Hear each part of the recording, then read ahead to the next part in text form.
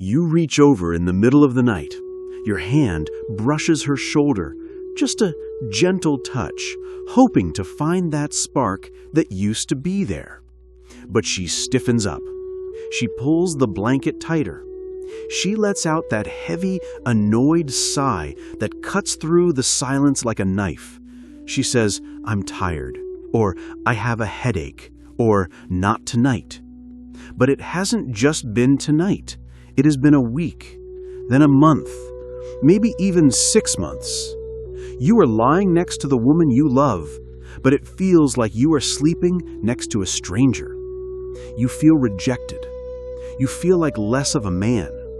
And the worst question of all starts creeping into the back of your mind. If she isn't doing it with me, is she doing it with someone else?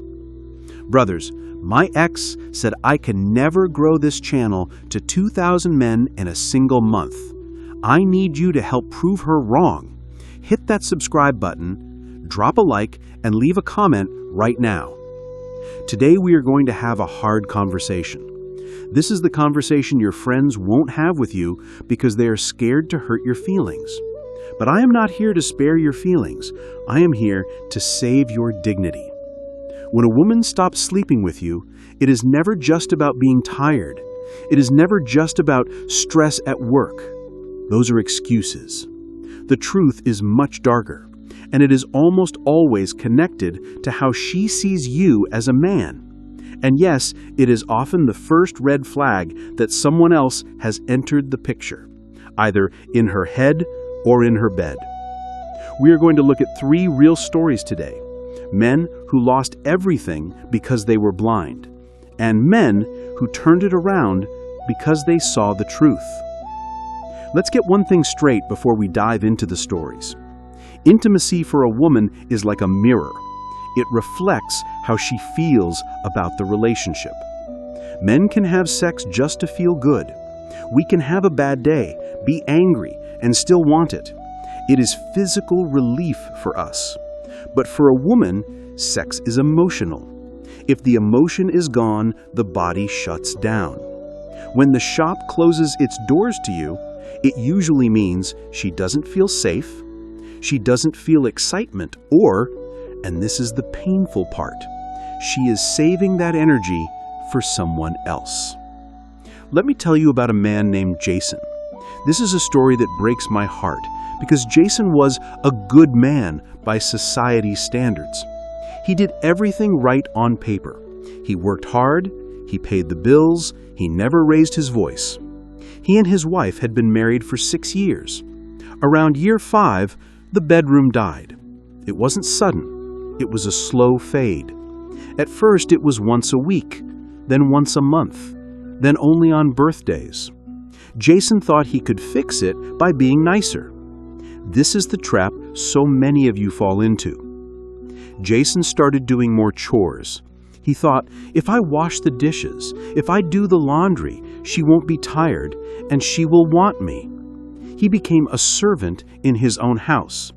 He would come home, cook dinner, clean up, and then sit on the couch and look at her with puppy dog eyes, hoping for a reward. He tried to buy her desire. He bought her flowers every Friday. He bought her gifts. And every time he tried to initiate intimacy, she would push him away. "You're smothering me, Jason," she would say. Jason didn't understand. He thought he was being the perfect husband. But what he didn't realize is that pity is not passion. You cannot negotiate desire. You cannot wash enough dishes to make a woman horny. One evening, Jason came home early to surprise her with a weekend getaway he had booked, another attempt to buy her love. He found her on the phone, laughing. It was a laugh he hadn't heard in 2 years. It was a flirty, girly laugh. When she saw him, she hung up immediately. She looked guilty. Turns out, the guy on the phone was her personal trainer. A guy who didn't pay her bills, a guy who didn't wash her dishes, a guy who treated her with a little bit of arrogance, a little bit of edge. She was sleeping with him. Why? Because Jason had become boring. He had become safe. he had become a doormat. She didn't respect him, and a woman cannot sleep with a man she does not respect. Jason lost because he thought that being a nice guy would keep her faithful. But all it did was dry her up and send her running to a man who acted like a challenge. Brothers, my ex said I can never grow this channel to 2,000 men in a single month. I need you to help prove her wrong. Hit that subscribe button, drop a like, and leave a comment right now. The connection between the lack of sex and cheating is simple. Women need emotional validation. They need to feel desired, but they also need to look up to the man they are with. When she stops sleeping with you, she has detached. She has unplugged the cord. Once that cord is unplugged, she's walking around with a loose plug looking for a new socket. It might start with an innocent conversation at work. It might start with a DM on Instagram.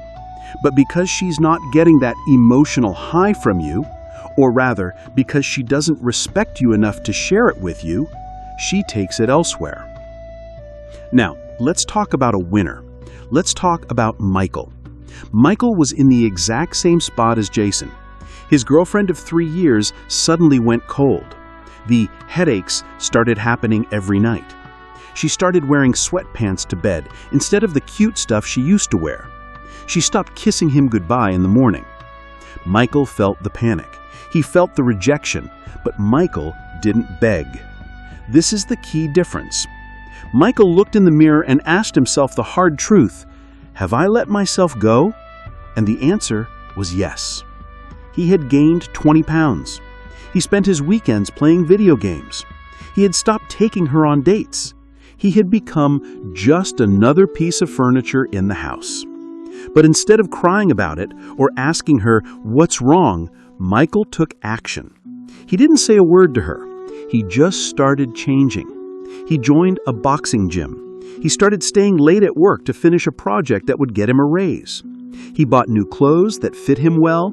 Most importantly, he stopped initiating sex completely. He stopped chasing her. When she would sit on the couch on her phone, he wouldn't sit next to her and beg for attention. He would pick up a book, or he would go out with his friends. He created space. He became a mystery again. He showed her that he could be happy without her. He showed her that he was a man on a mission, with or without her permission. About 3 weeks into this new version of Michael, something shifted. She noticed he wasn't begging. She noticed other women looking at him when they went out to the grocery store. She noticed his arms looked bigger. The dynamic flipped.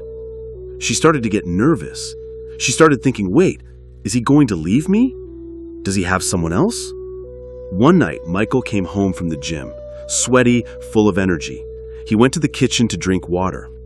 She walked in, looking at him differently. The annoyance was gone. There was curiosity in her eyes. She walked up to him and touched his arm. She initiated. Why? Because fear of loss is a powerful thing, and because he became a man of value again. He didn't complain about the lack of sex. He fixed the man in the mirror, and the sex returned naturally. Michael won because he understood that attraction is not a choice, it is a response to a high-value man. Now you have to understand something about the cheating connection. When the intimacy stops, she is vulnerable. If you're begging and pleading like Jason, you look weak. Women despise weakness. If a coworker hits on her while she is mad at you for being weak, that coworker looks like a hero. He looks strong. But if you act like Michael, if you focus on your purpose, you become the strong one. You become the prize. But there is a third story. A story that is neither a total loss nor a total win, but a necessary reality check. This is the story of Tony. Tony was a good guy, fit, doing well. His wife stopped being intimate simply because she fell out of love. There was no specific reason, no big fight. She just checked out. Tony tried the Michael method. He improved himself. He gave her space. He was the best version of himself. And nothing happened. She was still cold. She was still distant. Tony realized that sometimes the fire is just dead. There is no spark left to fan into a flame. He suspected she was talking to someone else, an old flame from high school she had reconnected with on Facebook. He checked the phone records and he was right. They weren't sleeping together yet, but they were talking for hours while Tony was sitting in the other room. She was getting her emotional fix from the past, leaving nothing for Tony in the present. Tony didn't beg. He didn't scream. He sat her down and said, "I am not going to live like a roommate with my wife. I want a partner who desires me. If that isn't you, that's fine, but I am not staying." He put the papers on the table. This shocked her. She cried. She said she was sorry, but Tony stood firm. He realized that once a woman gives her heart to another man, even just emotionally over the phone, the respect is gone. Tony walked away. It hurt like hell. He was single for a year. But today, Tony is married to a woman who looks at him like he hung the moon. A woman who can't keep her hands off him. If Tony had stayed, if he had accepted the dead bedroom, he would be miserable today, probably raising another man's kid or getting cheated on eventually. Tony won because he was willing to walk away from a bad deal. He valued his self-respect more than his fear of being alone. So what is the lesson here? Why did she stop sleeping with you? First, look at yourself. Did you get lazy? Did you stop dating her? Did you become a child she has to take care of instead of a man she can lean on? If you act like a child, she will feel like your mother, and nobody wants to sleep with their mother. If this is the case, you can fix it. Like Michael, you can rebuild yourself, but you have to do it for you, not to get her back. Second, look at the dynamic. Are you chasing too hard? Are you suffocating her? When you push, she pulls away. It's physics. You need to lean back. You need to let her come to you. You need to show her you have a life outside of her approval. But third, and this is the one nobody wants to hear, check the signs of someone else. If you are doing everything right, you're fit, you're leading, you're confident, and she's still cold, if she guards her phone, if she's suddenly working late, if she picks fights for no reason just to get out of the house, then the lack of sex is because she's giving that energy to another man. When a woman cheats, she usually cuts off sex with you to avoid the guilt. It's hard for her to be intimate with you when her mind is wrapped around someone else. It feels like a betrayal to the new guy to sleep with you. I know it sounds twisted, but that's how the rationalization works.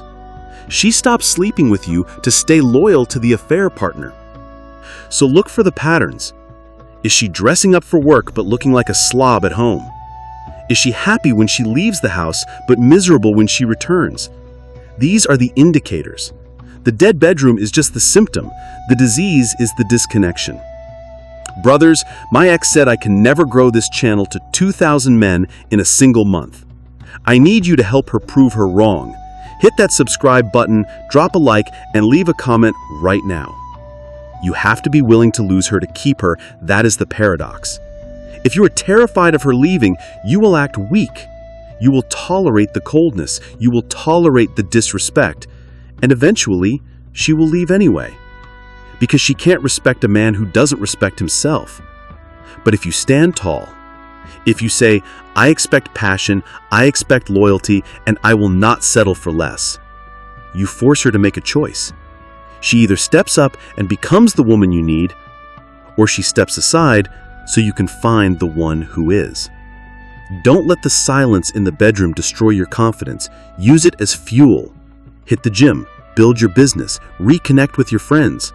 Become a man so undeniable that if she doesn't want you, it is proof that she is blind, not that you are broken. I want to ask you a question, and I want you to be honest in the comments.